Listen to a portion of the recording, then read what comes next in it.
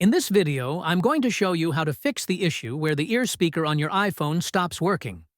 This problem is usually caused by a few settings that change after updates, and you can fix it in just a couple of minutes. Follow these steps while I walk you through them. Let's start with the first fix. Open the Settings app on your iPhone. Once you're inside Settings, scroll down and select Accessibility. Now, scroll down again until you find the option called Touch and tap on it. Inside the Touch menu, look for Call Audio Routing. Make sure this option is set to Automatic.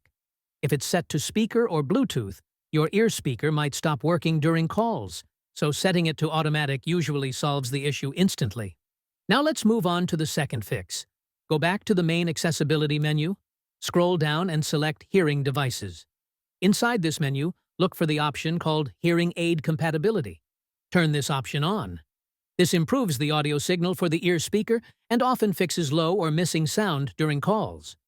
These quick adjustments usually fix the ear speaker problem on most iPhones. Try both of these steps, and your ear speaker should start working normally again.